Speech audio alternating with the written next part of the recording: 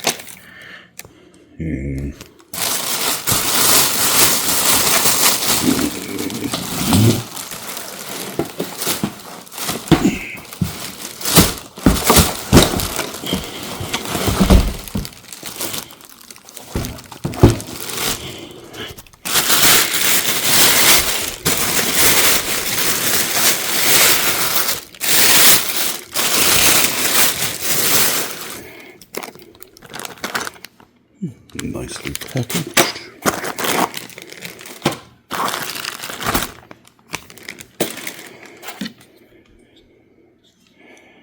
What's that?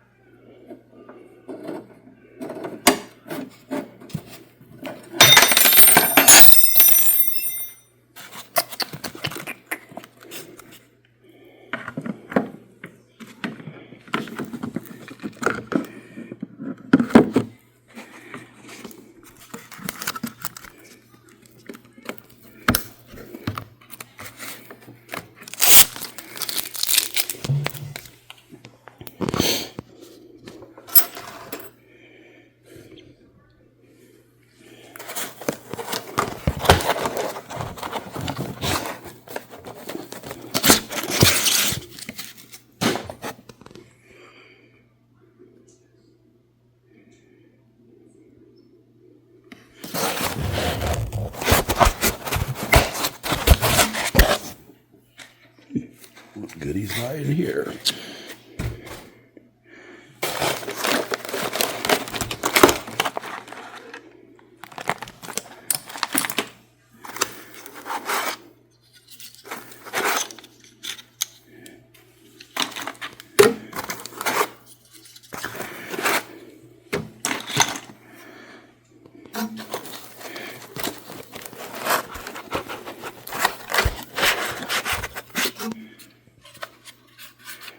Multi-material system, I suppose.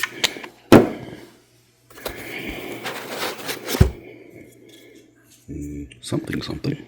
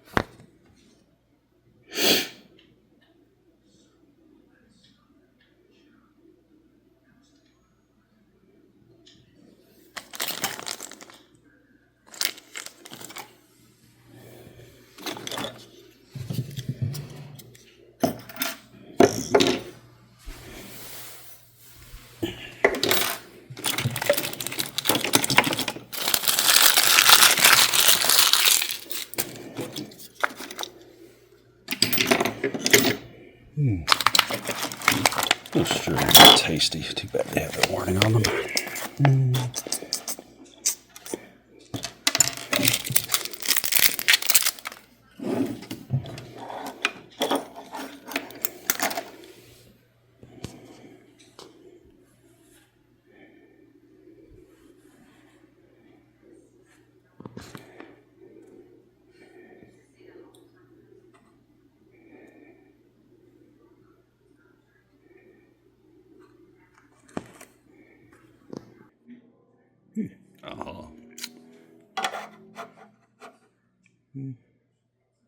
Okie dokie. Finishing touches.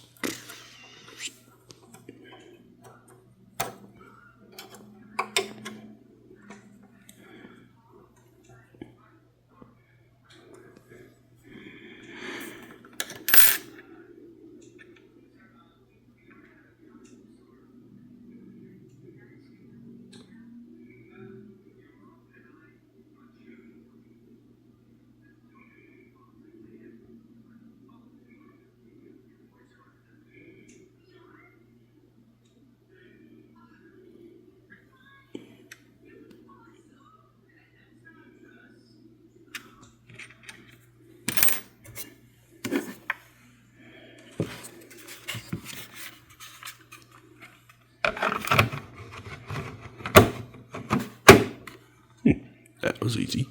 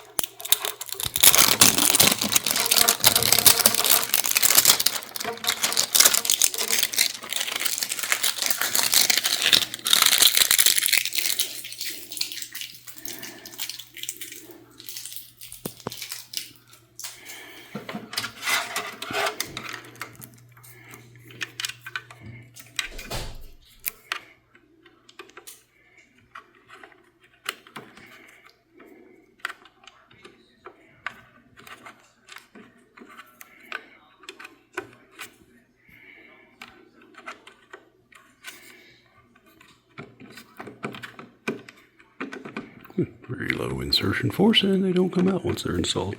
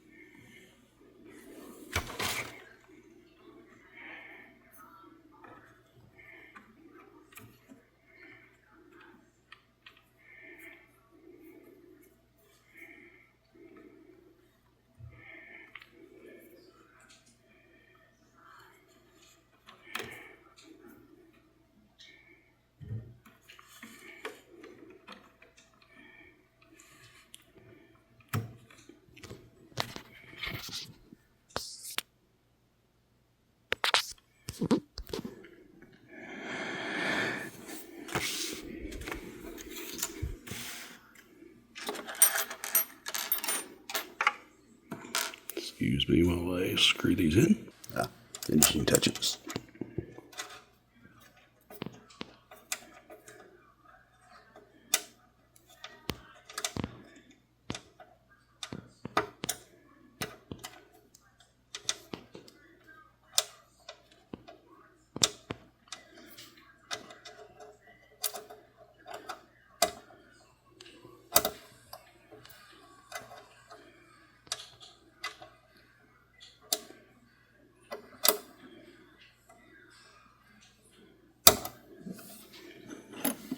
I like seeing that.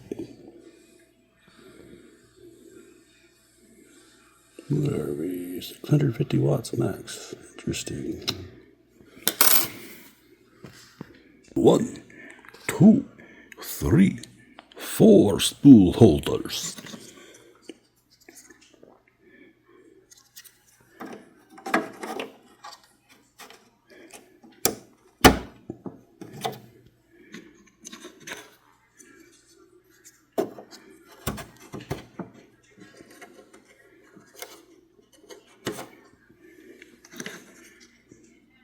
Impressed I can count. Oh.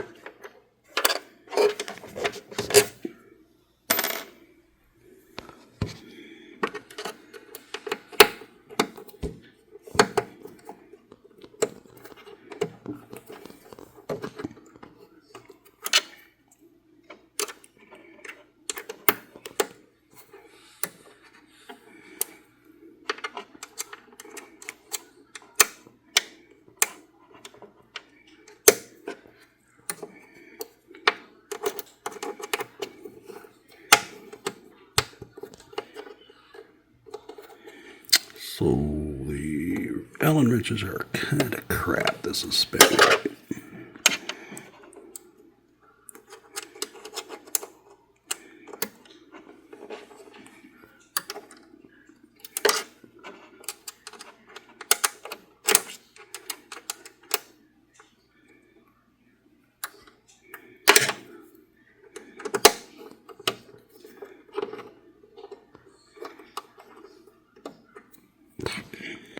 my favorite tools.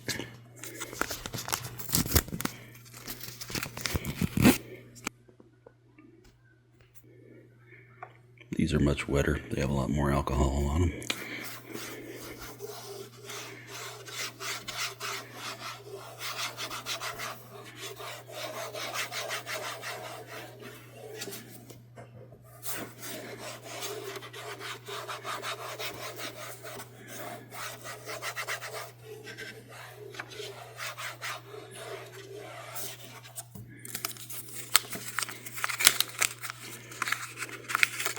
These are much better for the final clean, but they dry out really fast.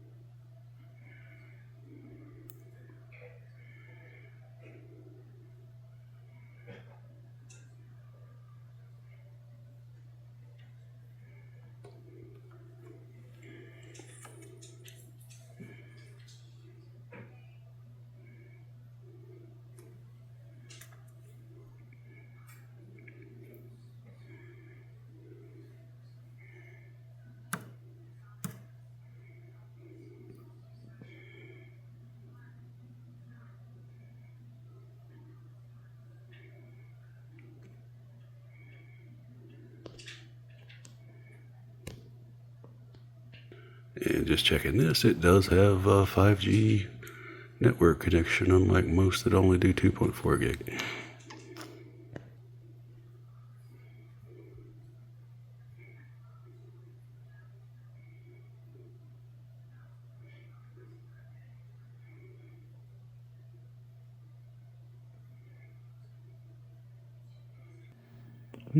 Okay, network is up. Now we're getting this. Now I have to go to camera mode. Shucks. Self-leveling part of the calibration. 3 minutes, 25 seconds so far. Or countdown. No, 3:20 till it's done. Don't like the fan sound, high-pitched whine. This is the vibration test. So far, not too loud.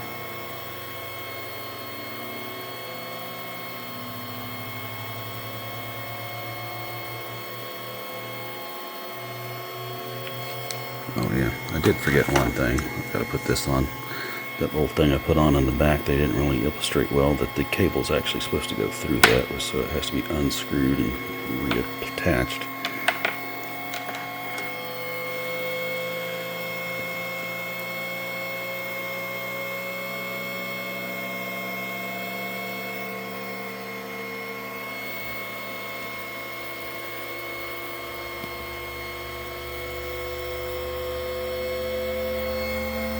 That looks a lot like a bamboo print head, the filament cutter.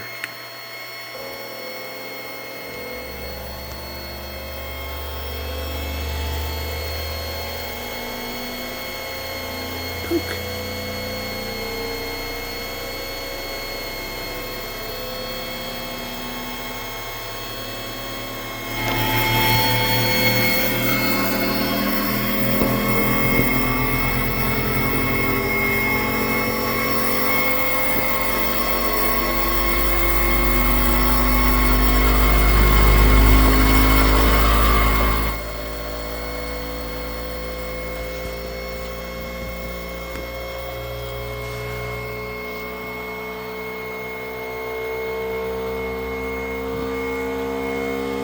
Hey, look, it's the Blair Witch Project.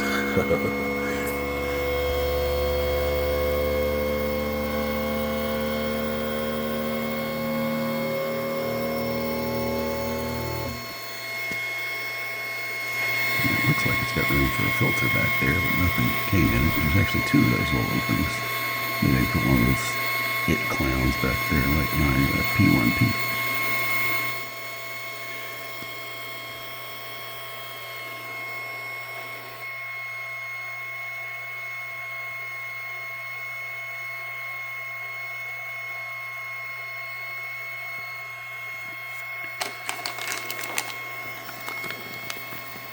I guess I need to figure out what these are for. I don't think the directions told me.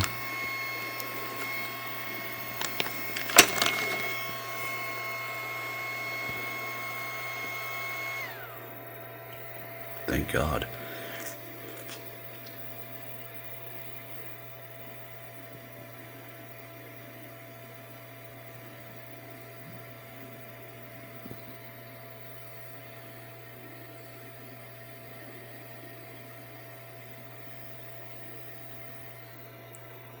Almost there.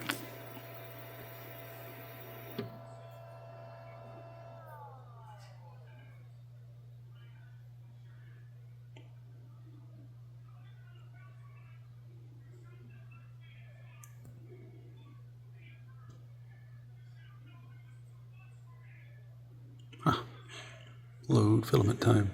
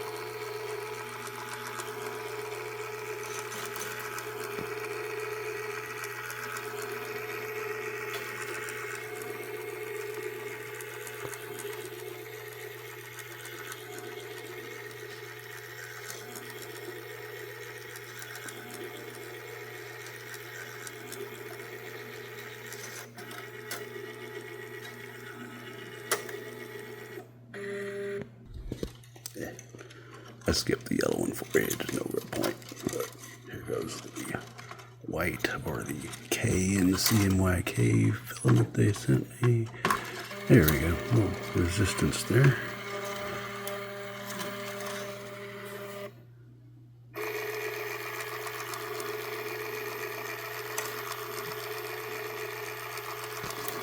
And these little test spools they gave you really suck.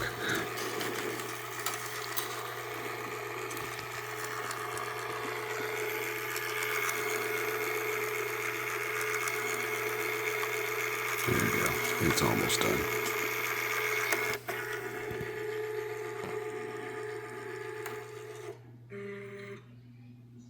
We're all loaded. You see this tongue-tangulation of a mess here? What happens next?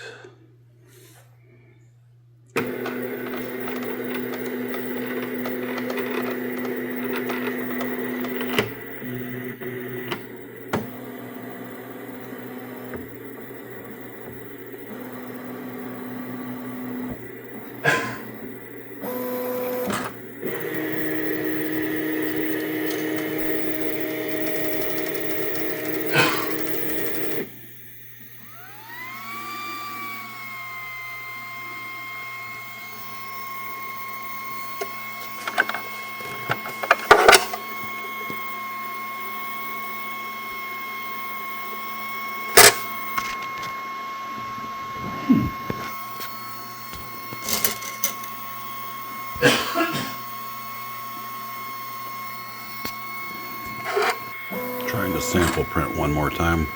Very disappointed the first time. It apparently got its homing wrong and started printing about a centimeter above the bed.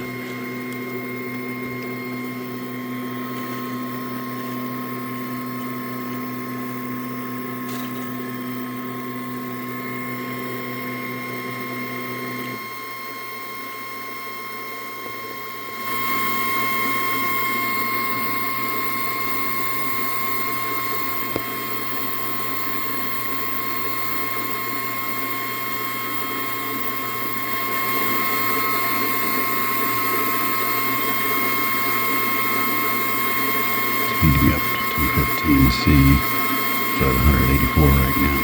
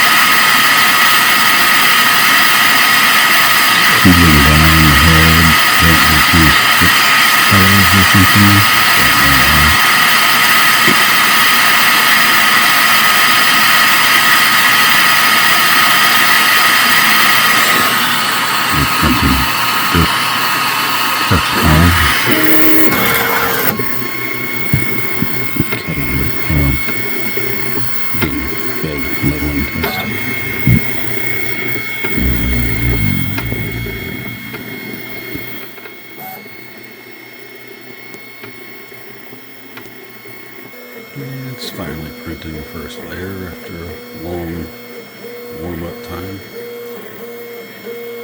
This looks like exactly like a 20% smaller version of the P1P from Bamboo. I mean, it looks frame-wise practically identical. All the parts are in the same places, same construction, same 3-rod design. Flipped into high speed mode, now it's down to layer 2. The main nice thing about the multi-color system is that the filament only has to retract about 2 inches in order to do a swap, whereas the Bamboo has to draw back like 2 or 3 feet. Huge difference in speed for color swaps, I'm sure. Because it takes rather a long time to feed that 2 to 3 feet out and then back in.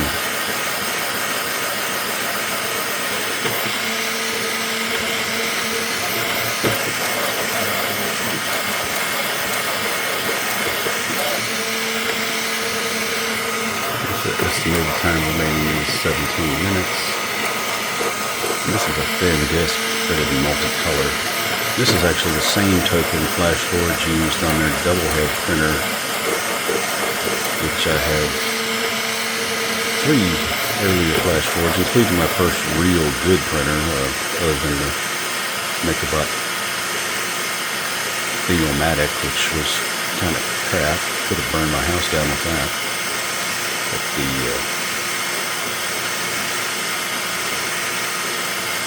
OEM manufacturer through Micro Center for the early copy of the Mechabot 2-headed printer, I forget what that was called. That was open source and everyone copied it. But Flash Forge is one of the first to copy that, mass produce it. It was sold under the Power Spec name at Micro Center. And then 2 of the later versions that are basically the same as the Dremel 3D printers that they cooperated with Dremel to make.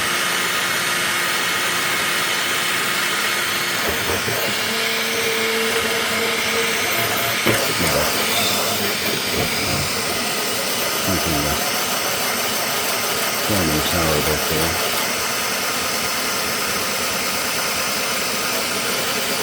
Something else you might want to note, based on my little Blue Eddy EV3A, which I believe puts out up to 600 watts max. Yeah. This is the actual live power consumption you're seeing on the AD5X. AD5X, not 85X. The rating label, you see, does say up to 650 watts. I kind of doubt you'll ever see that, because technically that would be over the load limit of the Blu-ray, and it would probably shut down. I do like to run my 3D printers on a battery backup for the simple reason that some of these you can set the charge rate so that the net average power is maybe 100 watts for a 3D printer, but the peak draw can be, like say, 650 watts.